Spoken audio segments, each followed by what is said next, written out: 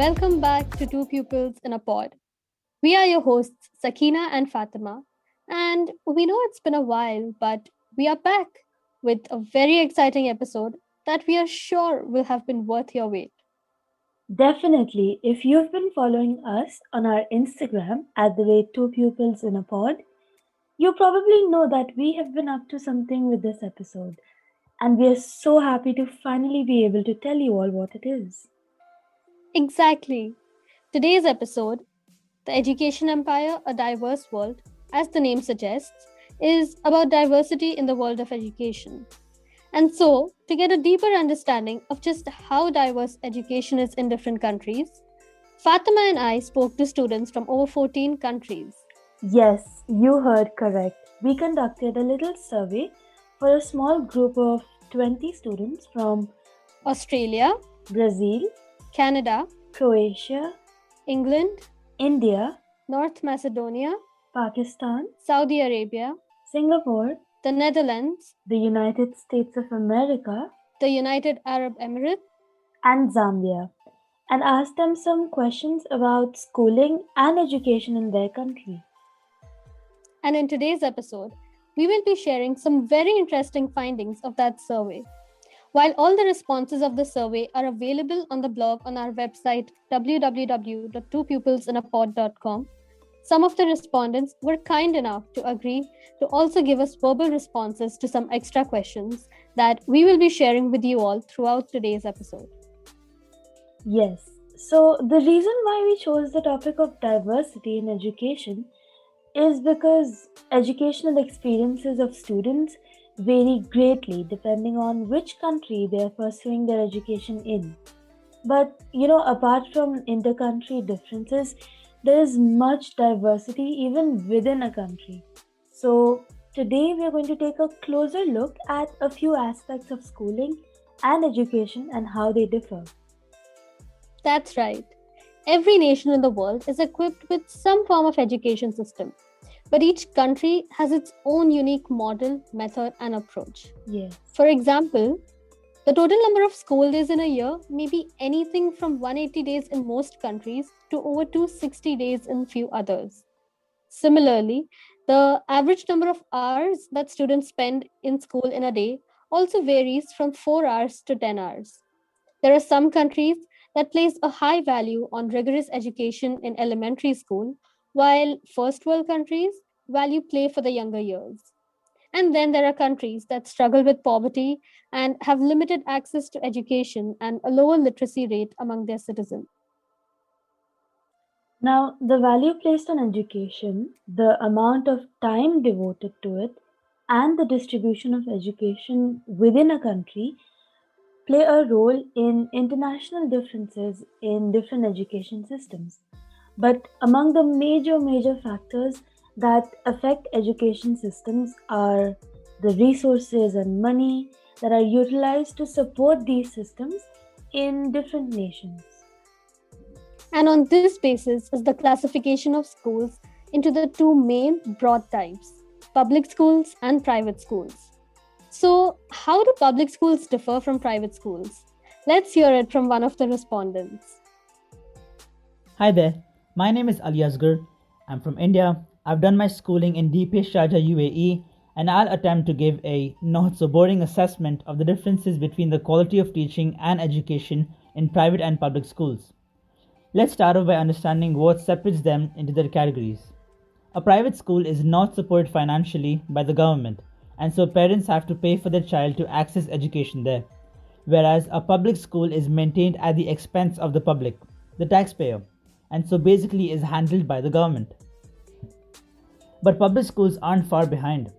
Free or minimal fees is a relief for many families, especially for those who are unable to afford basic education, hence being more accessible than private schools.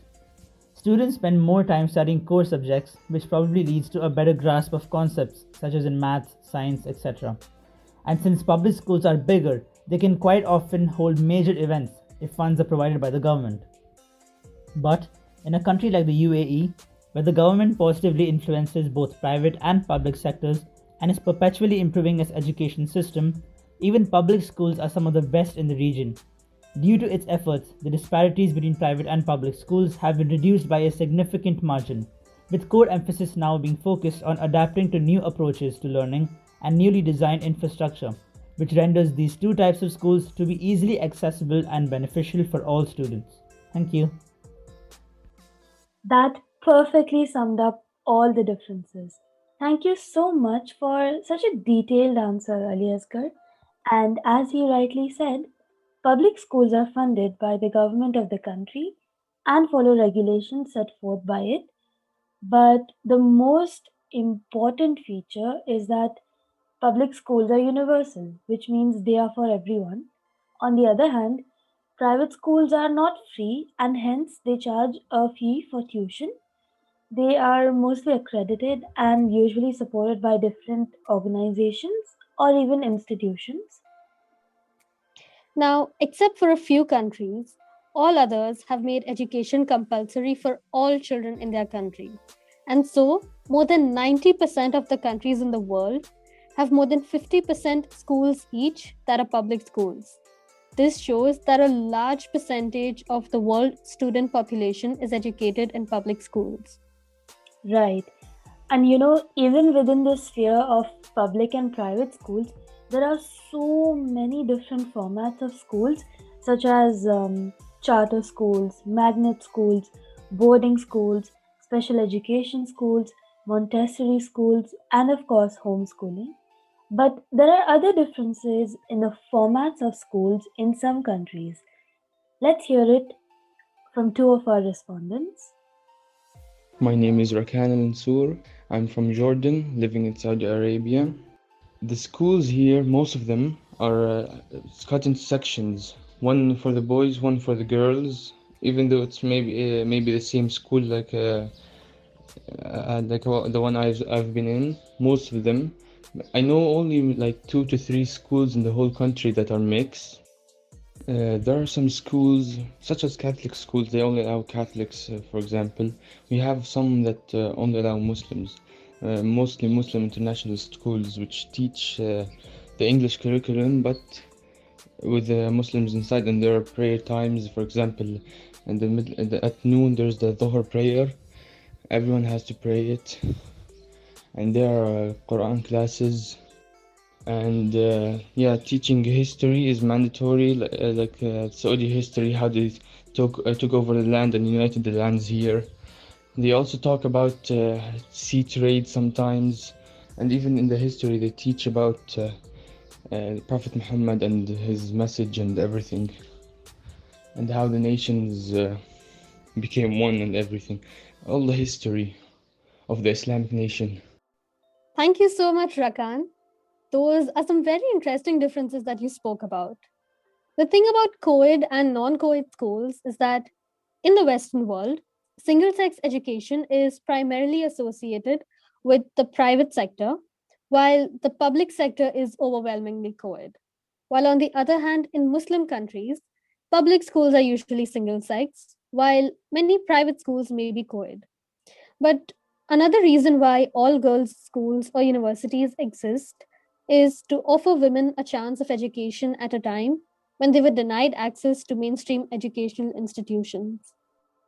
And yes, other categories of schools are those which only admit students of the same faith, such as Christianity or Islam, etc. Such schools are also prevalent in many countries like India, and obviously, religious studies and practices such as church or prayers are part of the daily school day. Yeah, but it's also interesting to note that history was a compulsory subject for all students in Saudi Arabia, which is not the case in a lot of schools and countries where it's usually an optional subject or it's not taught at all. True, but besides these differences and the usual public private schools, there's a very interesting setup of how schools are run in one of the countries. So let's go right ahead and hear about it. Hi everyone. So my name is Mariam and I go to school in Lusaka, Zambia. So my school is run by the parents and it runs itself in a way. So, to tell you the story, I'll start off with like a short history, fun kind of story. So, basically, at the time of British colonization, Zambia had, and a lot of other African countries were disciplined by missionaries, and a lot of the missionaries had children. So, what the British did was they built schools in a lot of these African countries to send the missionaries' children to school.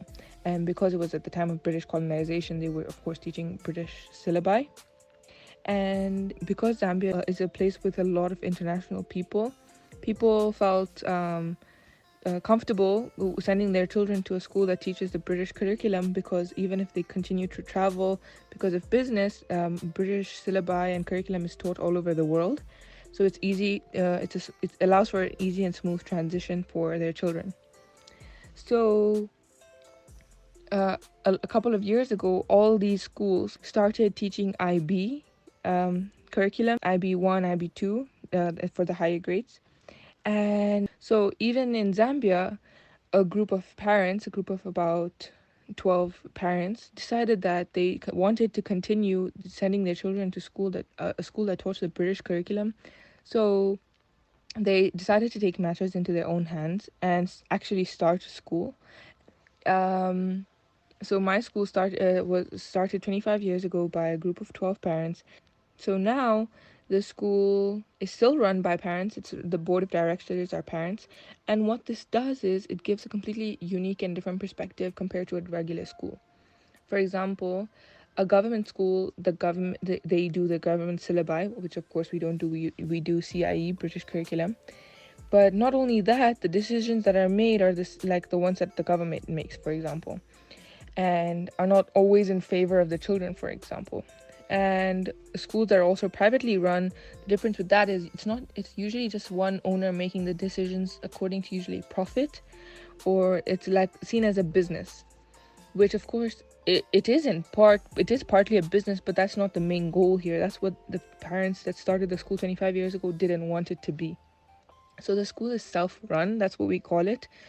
And what happens is the board of directors, being parents, they have a completely different perspective. Not only because, of course, they've all been to school one day or like previously themselves, so they know how the experience was, but they have an updated perspective because their children are currently going to that same school right now too. So they understand the problems that their children face, and this coupled with the fact that they're able to be unbiased because, of course, adults, but also there's a whole group of other people you meet with at the board meetings to talk about these issues, and figuring out solutions with other parents is exactly what our school needs and is how it runs. So for the aspect of how our school relates with the government and how that's managed, of course, we follow all government holidays and stuff like that. We don't go against government issued holidays, and but we still do school from like August to June. Meanwhile, the government schools here do school from January to December, more or less. So that's different. That's amazing. It's pretty great how parents stepped up and took action, which in turn helped their own children, since, parents are more aware of the pressures of schooling and everything. So, thank you Definitely. so much, Mariam, for telling us about it. Yeah, and as mentioned by Mariam, it is noted that the largest curriculum provider for international programs modeled on the English school system is Cambridge International Examinations, or CIE. It is the most popular curriculum choice and is taught at over 2,900 schools worldwide. However, a number of countries have national curricula, few of which are England, Australia, Singapore, Brazil, and India. And although there is no national curriculum as such in the US, the states also follow common guidelines for a core curriculum. Yet, worldwide, there are in excess of 9,000 schools teaching a curriculum different from that of the host nation, which is commonly referred to as international schools. Whoa. In fact, After the CIE, the most popular curriculum is the US oriented curriculum and the IB, which works in 147 countries. So, in a lot of countries, there's more than one curriculum followed in the schools, like national curriculum, IB, or any other, and different education boards within a country may follow different curriculums. Let's just get a better understanding of what that's like and how that affects the syllabus of a country. Hi, my name is Insia and I live in Pakistan. There are four curriculums in Pakistan that I know of: Sindh Board, Federal Board, Aga Khan Board, and CIEs. CIEs has an international educational structure which is same worldwide, but Urdu is one of the subjects which is being taught here in Pakistan. Sindh Board and Federal Board have different books and examination criteria. The medium of instruction is in English. Studying Urdu is mandatory in both curriculums. But Sindh Board has made Sindhi, which is the state language, mandatory for students up to 10th class. Aga Khan Board is the combination of books from Sindh Board, Federal Board, and books from Oxford University Press. They have a structure called SLOs, which lists down the topics to be taught in school. The medium of instruction is in English. Urdu is mandatory, but Sindhi is not taught in this curriculum. Thank you, Intia. That's indeed a very complex curricular and syllabus structure.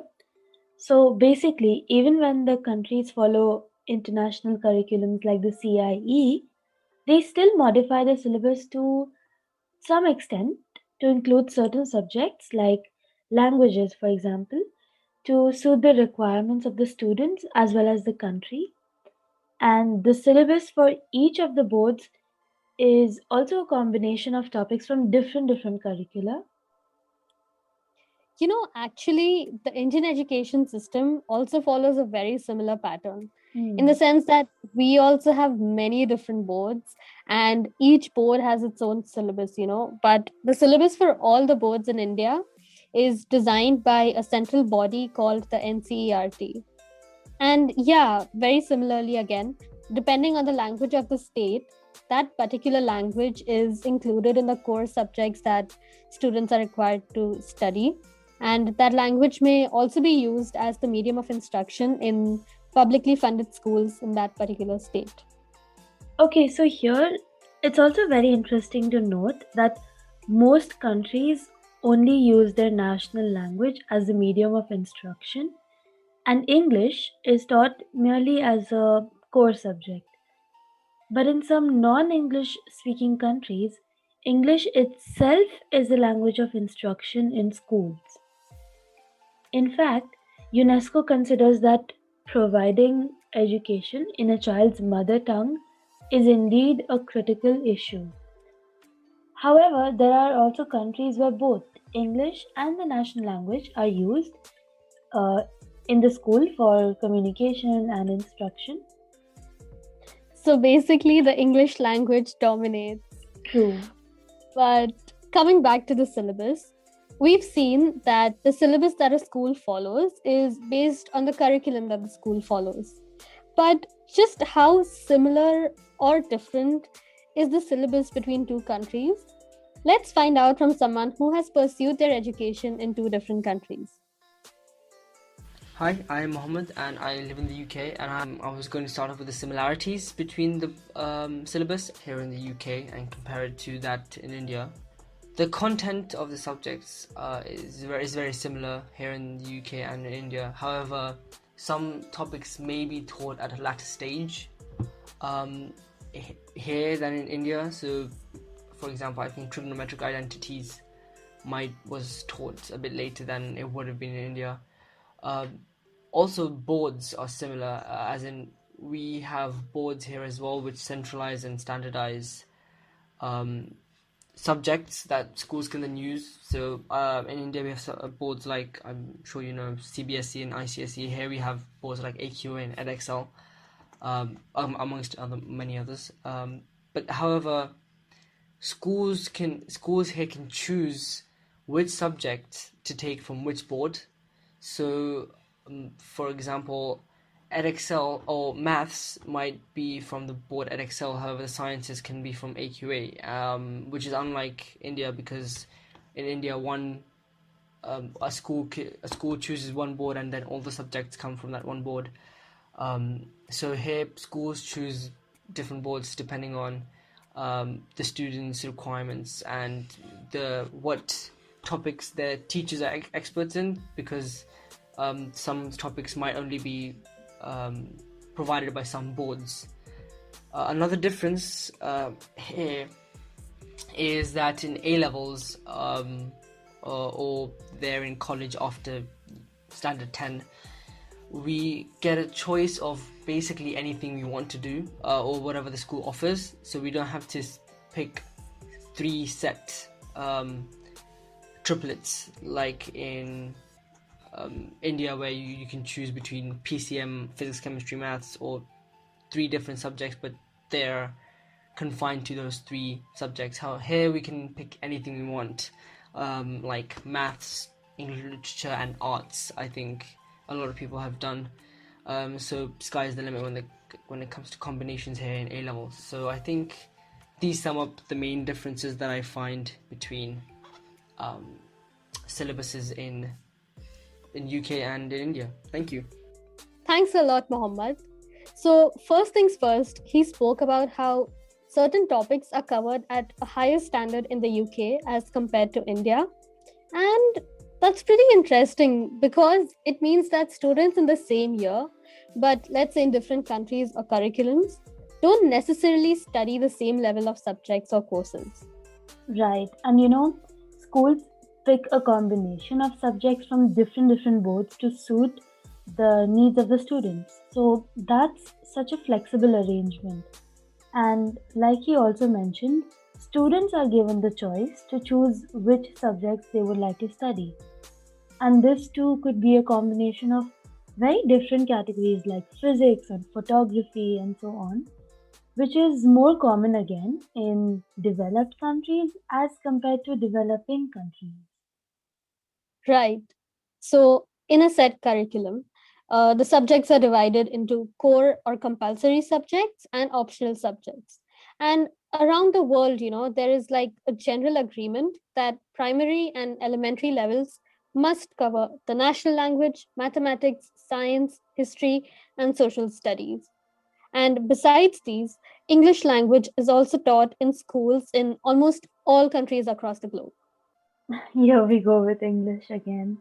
You know, I think the reason why English occupies such an important place in the educational sphere is simply because being able to speak, read, and write in English, at least at a basic level, is such a necessary skill in today's world. Absolutely. But it's not just English. I mean, knowing more languages is always an advantage. And so, in both English speaking as well as non English speaking countries, additional or foreign languages are offered as part of optional subjects. In fact, apart from the core subjects that we just talked about, there is an extensive list of optional subjects that are offered at schools in some countries, as told to us by our respondents. Exactly, this huge list has a wide range of subjects from physical education, nutrition, psychology, ethics, religious studies, poetry, um, drama, music, photography, business, law, and even other like advanced level courses. Wow, that's a lot of options. Mm-hmm. But actually, a lot of these are um, part of extracurricular and co-curricular activities at school. So the curricular activities are those that are a part of the curriculum and comprise academic and scholastic activities. And then we have co-curricular activities, which are those activities that are outside of but usually complementing the regular curriculum. So activities like sports, both indoors and outdoors, and speeches, debates, elocutions, creative writing, spelling bee, etc. Basically, all the language related activities that I always participated in at school are very common and I think offered at almost all the schools. Whereas other various activities like maybe um, different type of clubs like the GK club, science club, quiz club, or model United Nations social events, school newspaper, inter-school competitions, educational trips, etc., etc. They aren't as common, but are being included by more and more schools nowadays. So true. I mean, school trips were very rare, but I always looked forward to school picnics to the aquarium and the science planetarium and so on. I think my UAE friends know what I'm talking about. And then we also have extracurricular activities, which are those school based activities that are not really tied to the curriculum. It has been pointed out that private schools offer a wider range of extracurricular activities as compared to public schools because obviously public schools have a limited availability of funds. Um, Right. some extracurricular activities that are offered more commonly at private schools are art and craft based activities like clay modeling, pottery, woodwork, and all of that. Then we have instruments, ballet, home skills like cooking, baking, tailoring, etc. Leisure sports like horse riding, swimming, archery, exchange programs, and so on. Wow, that's actually a huge, huge variety. So let's hear from one of the respondents what co curricular and extracurricular activities were offered at their school and what were some of the criterias and limitations for selecting them. Hi, my name is Sakina Mohammed Ali Lada and I went to Delhi Private School Sharjah in United Arab Emirates. So to answer the question, we did have a lot of co-curricular activities such as music, dance, art and swimming, but it only continued till the 8th grade, and after that, to make sure we concentrated more on studies, they removed the subjects altogether. But a few years ago, they introduced this new class called electives, in which you could choose which activity you wanted to do from the list given to you. Table tennis, robotics, chess, etc. were some of the activities that were on the list. We also had other extracurricular activities such as evening games, which taught students how to play some kinds of sports, learn a few new instruments, or teach them arts. There weren't any restrictions that were known of. Some of the activities, though, required students to pay extra, and a lot of my batchmates were not keen on that. Also, classes were often first come, first serve, so a lot of students were stuck with something that they weren't interested for the whole year. Thank you. Thank you, Sakina, for mentioning a very important point because I think this is something we have noticed in schools under the Indian education system, where the main focus is only on the academics. So only the smart kids, are allowed to participate in co-curriculars and extracurriculars, and other kids were not even given a chance or they were discouraged from diverting attention to those things and were more encouraged to focus instead on their academics. Yeah, I mean, I've seen this happen a lot here in India, like you said, and that's kind of biased. But on the other hand, there is a kind of co curricular activity which has been made compulsory for students in some countries. So let's hear about it from one such student. Hi, I'm Niyati and I'm from Canada.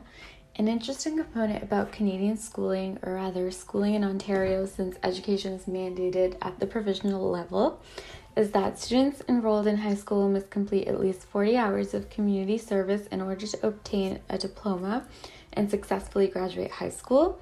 And the reason so much importance is placed on this specific aspect of graduation is that it allows schools to encourage students to actively partake in their community And volunteering and community service also aid in raising social awareness about communal and societal issues, as well as shed light on the states and conditions of people in marginalized communities or less fortunate positions, such as elders in old age homes or the animal shelter population. And part of the reason 40 hours of community service are a necessary component of high school graduation is due to the sort of advantages they have on students. One of which being first-hand experience, which allows students to connect with the members of their community, which fosters networking, which is beneficial in the later years for post-secondary education if they need letters of reference, or to be placed in employment settings. And the experience and skill set one gains while volunteering is directly transferable to career opportunities, since community service characterizes leadership and responsibility. And finally, volunteering in one's community from an early age instills benevolence in students and also the importance of the moral duty citizens carry to serve and give back to their society willingly. Wow, thank you so much, Niyati. That's actually such a great thing for all the reasons that she just mentioned. But what's more interesting is that community service is a necessity to obtain the degree. This shows that students' evaluation also greatly varies from school to school and country to country. The general, most common idea is that schools across the globe lean towards pen and paper examinations, wherein a student's retaining skills are assessed. Yeah, but even apart from the exam format, even the type of questions differ. So we have open ended questions with essay type answers, which are often used for higher grades. And primary school students are usually assessed based on like regular class tests or so. Moreover, schools also use a mix of projects and assignments for evaluation. And the post COVID scenario has definitely switched things up since everything is online now. Examinations too have changed altogether. And keeping online platforms in mind, exams are now in the form of questionnaires having multiple choice questions or quizzes. Talking about that, this brings us to the next point that schools are swiftly moving towards more dynamic ways of teaching. Students are encouraged to bring their own devices as well to facilitate learning in every way possible. Flipped learning, which is a relatively new concept, is where students are encouraged to take over and teach various new concepts in class. And of course, how can we forget our savior, Google, with its larger than life database and e resources that seem to have no end. Besides this, many schools have techno savvy classrooms which use different gadgets like projectors, smartphones, and various other facilities. Yeah, but let's not forget that this, however, is a major feature only in privately funded schools and is yet to be universalized in public schools around the world. Right. Why is that so? Let's hear it again from Ali Asghar. Now, generally speaking, the tuition fee per student in private schools is higher than in public schools, increasing their capital and allowing them to invest more money into their teaching systems. This can be in the form of resources such as smart screens, digital methods of education, laptops, and other forms of the latest equipment, allowing the student to embrace the topic in a more holistic approach. Now, adding to this, since the cost is higher and is privately managed, in most scenarios, these teachers are paid higher than their public school counterparts, which does have an impact on the amount of work they're willing to put in and how motivated they are to teach. The schools are also able to hire more teachers, thus decreasing the teacher-student ratio and increasing the individual attention per pupil. Public schools usually have to follow the government's guidelines on education and strictly adhere to the syllabus. However, private schools have a little flexibility here and there, allowing them to incorporate essential co-curricular activities. Also, an increased budget corresponds to better facilities in general, such as state-of-the-art classrooms, sports grounds, libraries, etc. And all in all, students from private schools usually have the upper hand in schooling. Absolutely. Those are some other perks of private schools. But he spoke about another very important feature, which is the student teacher ratio. Obviously, private schools charge higher tuition, and so they can afford more teachers, thus directly reducing the student teacher ratio per class. So let's hear it from Sumaya, a student studying in the UAE, about how this ratio affects students. So, in my school, there are approximately 30 students per class. But as a student with average academic success, I feel that these many students per class does not help me much. And I believe that more student means less focus by the teachers. So when the teacher has so many students to teach, she is unable to effectively concentrate on each student's performance. And as a result, the teacher pays attention to a few selected students who are either academically exceptional or below average. And hence, the rest of the class is left with less attention from the teacher. So, I would love to study in a class with fewer students and hence better focus on each student. Completely agree with you, Sumaya. Thank you so much. The number of students in a classroom certainly affects how much attention a teacher can give to each student individually. But might I just add that 30 students per class is nothing compared to 45 to 60 students per class per teacher in some private and most public schools in India. Whoa. And yeah, and as she rightly said, this is disadvantageous to the student. But I think the country's overall population also plays a role in determining this student teacher ratio. That's also there. Um, so now, having heard all the different aspects in which schools and countries differ in education, let's hear an all round first hand comparison of two of our respondents who have moved across nations and have had schooling experiences in two countries. Hello everyone, I'm Ananya and I'm currently living in India. However, I have done half of my schooling in Singapore. India and Singapore do have their fair share of similarities and differences in their academic approach. Like in India, we have a board exam in class 10th, which further decides which college we get into. Similarly, in Singapore, we have an exam but in the 6th grade. It is called PSLE, which stands for Primary School Leaving Examination. Students need to clear this exam in order to qualify to secondary level. Similarly, there are two more examinations at secondary and post-secondary level as well.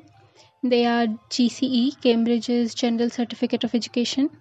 The level of grade you get in those will get you into higher education institutions. As far as the syllabus was concerned, the syllabus there is extremely tough. The syllabus was about a year or two ahead to that of India's, I believe.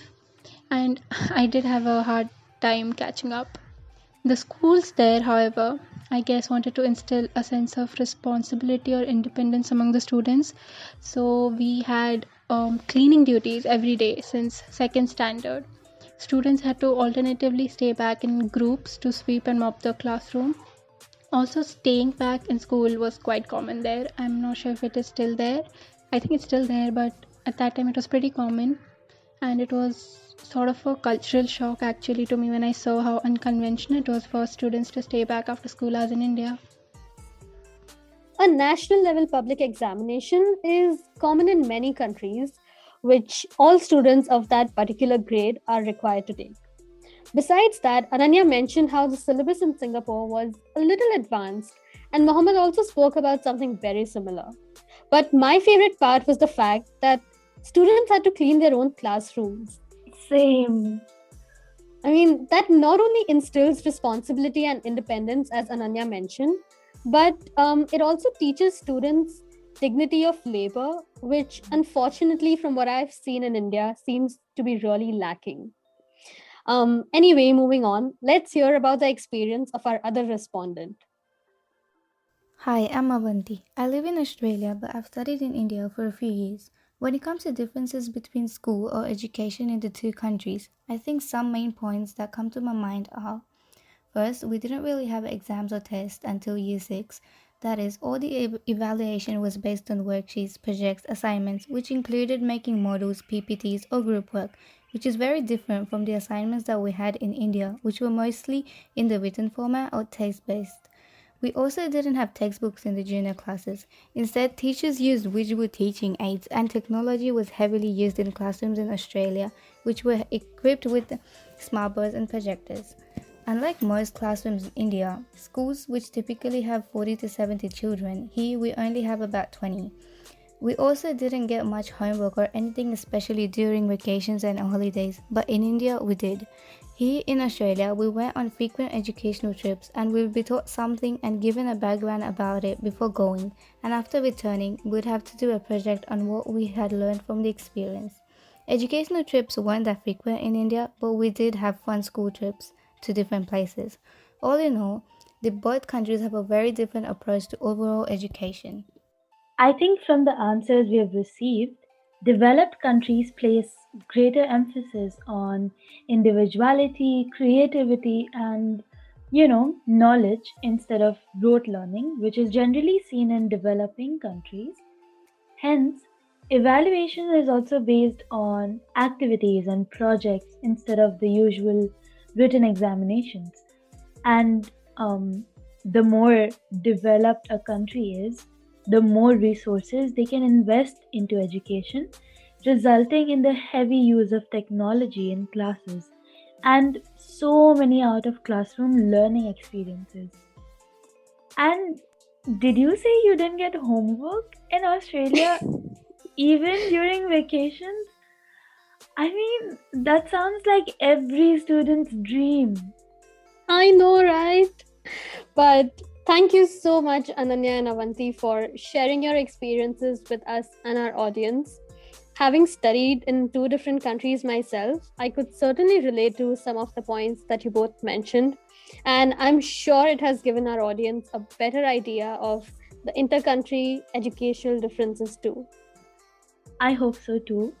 And we've almost come towards the end of today's episode, but we have one final response to share with you all.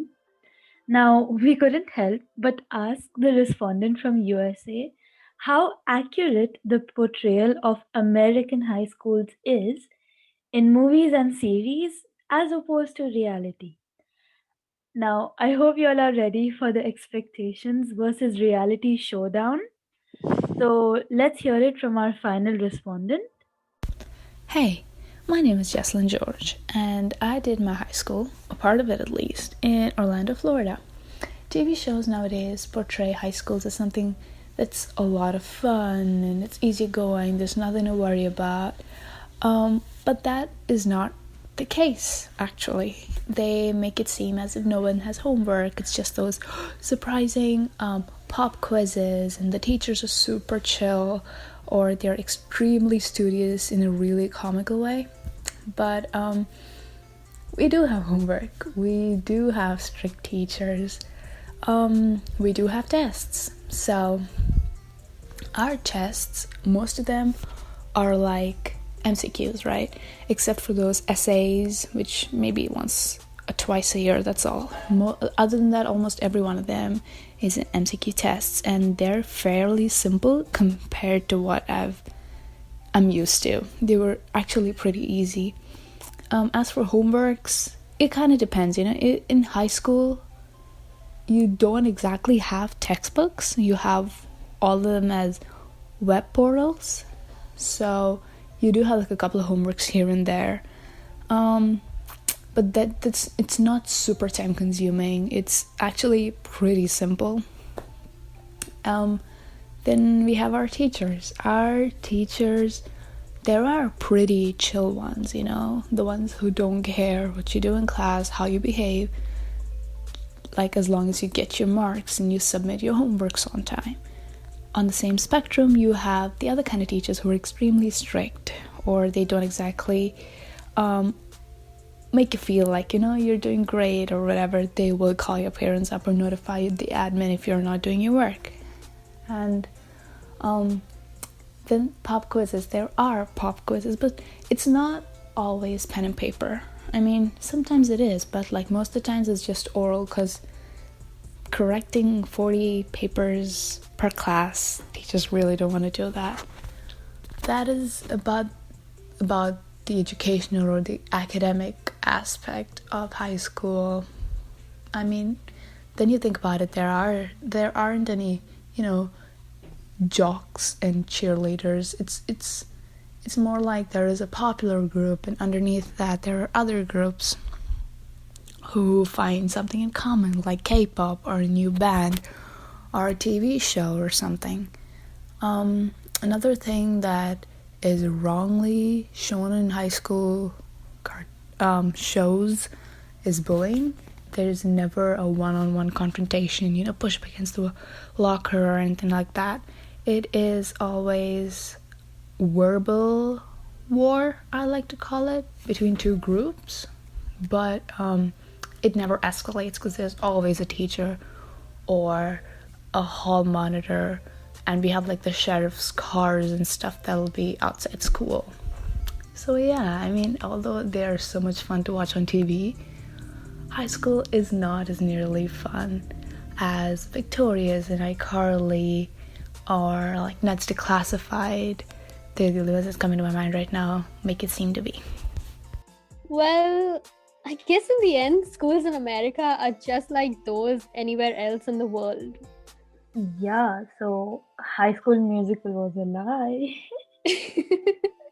Yeah, kind of a bummer actually that the portrayal of American schools in the media isn't very close to reality. But I guess I'm also glad to know that we aren't missing out on much, as most high school movies and series make us think. But thanks a lot for your input, Jesslyn. Well, hearing from everyone here today made us realize that the world of education is actually full of differences and diversity, most of which are a result of the money and resources invested in it. So, well done, capitalism.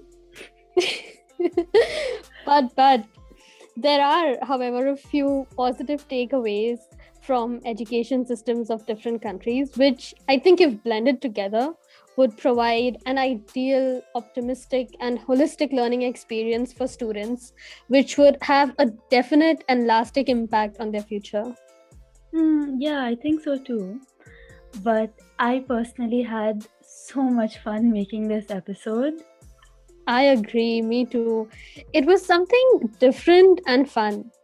It was great to have so many other people contribute and be a part of this episode. Exactly. So, a huge thank you to all the respondents who participated in the survey and gave us such meaningful insights into the educational systems of different countries. Make sure to visit the blog on our website to read all the survey questions and responses. Our special thanks to the respondents who so kindly agreed to submit verbal responses as well. I'm pretty sure the audience enjoyed hearing you all and getting a break from just hearing Sakina and me. Yeah, well, we really hope you liked this different format that we tried out. As always, thank you so much for tuning in, and signing off, we are your hosts, Sakina and Fatima.